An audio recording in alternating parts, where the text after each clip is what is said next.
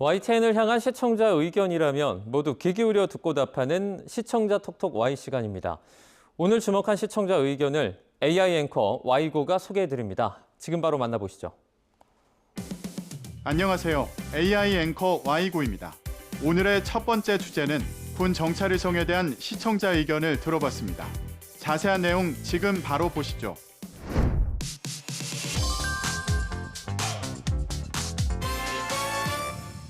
대북 탐지망을 강화하기 위한 국방부가 지난달 미국에서 군 정찰의성 3호기를 발사해 정상 궤도로 진입했다는 사실을 알린 보도가 있었습니다. 국방부는 우리 시간으로 오늘 밤 8시 34분쯤 미 캘리포니아주 반덴버그 우주군 기지에서 군 정찰 위성 3호기가 발사됐고 51분 만에 정상 궤도로 진입했다고 발표했습니다. 우리 군 독자 기술로 개발된 이번 합성 개구 레이더 사 위성 계획이 성공하면 지난 4월에 이은 두 번째로 지난해 발사한 전자광학 적외선 센서 위성 1호기와 함께 첫 군집 운용이 이루어집니다. 우리 군에서 발사한 정찰의성이 앞으로 어떻게 활용될지 그리고 이후 목표에 대해서 간단히 짚어본 보도였는데요.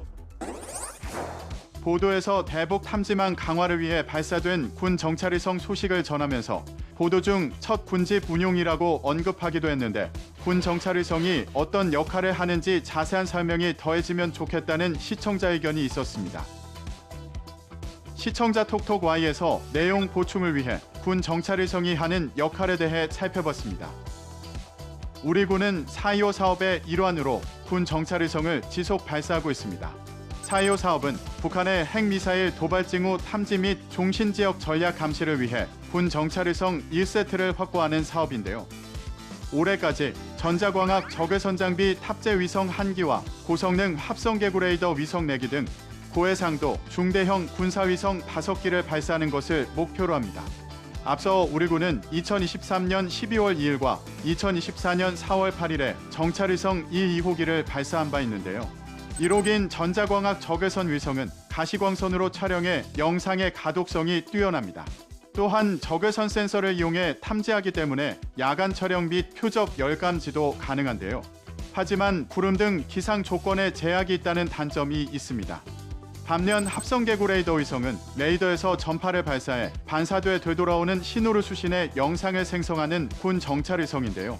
기상에 상관없이 주 야간 전천후 고해상도 영상 촬영 및 정보 수집이 가능합니다. 이번 3호기 발사 성공 시 우리 군은 1, 2호기와 함께 우리나라 최초의 군집 운용으로 지구를 일일 수십 회 공전해 표적의 움직임을 수시로 확인할 수 있는데요. 또한 표적 특성에 맞는 센서를 활용함에 따라 북한의 도발 징후를 입체적으로 식별할 수 있을 것으로 예상됩니다. 다음으로 시청자 톡톡과의 두 번째 주제는 동해안 수온 변화에 대한 시청자 의견을 들어봤습니다. 어떤 내용을 담고 있는지 이어서 확인해 보시죠.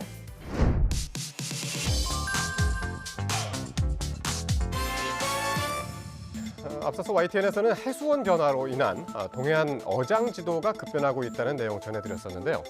동해안 수온 변화는 어족 자원만의 문제가 아닙니다. 최근 몇 년간 동해안의 해수온 변화로 희귀 해양 생물이 발견되는 상황을 전한 리포트가 있었습니다. 홍성욱 기자가 취재했습니다. 고래상어는 본래 온대와 열대바다에서 주로 서식하는데 강원 동해안에 나타난 건 극히 이례적이었습니다. 이후로도 동해안 수온은 조금씩 더 높아졌고 지난 여름엔 해파리 때 출몰로 이어졌습니다. 최근 50년간 전 세계 해수온 평균 상승 온도는 0.52도였습니다. 반면 한반도 연근 해역은 2배가 넘는 1.44도가 올랐고 특히 동해안은 이보다 높은 1.9도가 올랐습니다. 전 세계 해수온 평균 상승 온도와 비교해도 한반도 해역의 온도가 급격히 상승하고 있음을 알려 심각성을 느끼게 한 보도였는데요.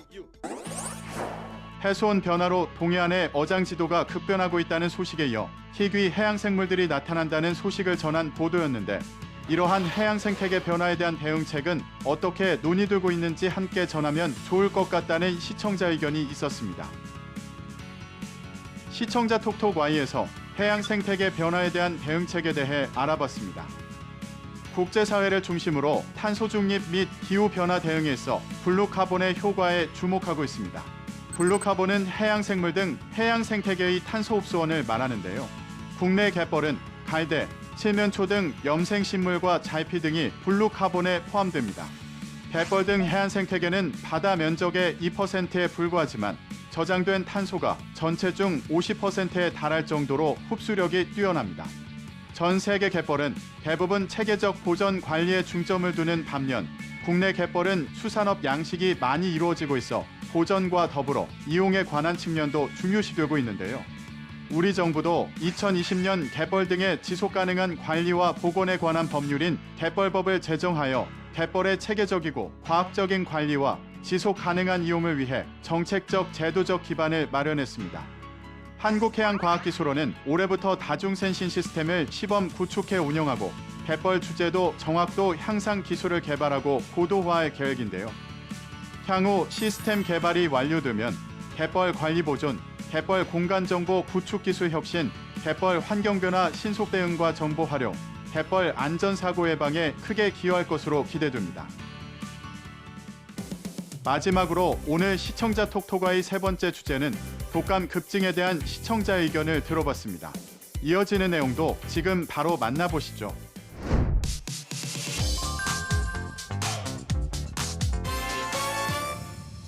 최근 독감 유행이 심상치 않습니다. 독감 의심 환자가 3주 만에 9배 넘게 급증했는데요. 독감 환자가 급격히 늘어나면서 방역당국이 고위험군에게 백신을 접종하라는 당부를 전한 리포트가 있었습니다. 독감이 비상입니다. 지난주 표본감시 대상 병원 300곳에서 외래 환자 1000명당 독감 의심 환자가 73.9명 발생했습니다. 환자 1000명에 7.3명에서 매주 가파르게 상승하더니 3주 만에 9배 넘게 급증한 겁니다. 이 수치는 주간 단위로 지난 2016년 86명대를 기록한 이후 가장 많습니다. 올해 독감 환자가 2016년 이후 최고치를 기록했다는 사실을 전하며 상황의 심각성을 알린 보도였는데요. 독감이 모든 연령층에서 증가하면서 백신 접종을 독려하는 보도였는데 백신 접종과 독감 발병에 유의미한 관계를 설명했다면 백신 접종을 독려하는 데 도움이 되었겠다는 시청자 의견이 있었습니다. 시청자 톡톡아이에서 백신 접종이 독감 예방에 미치는 영향에 대해 알아봅니다. 예방 접종을 한다고 해서 인플루엔자 감염을 100% 예방할 수 있는 것은 아닙니다. 그러나 예방 효과는 상당히 높은데요.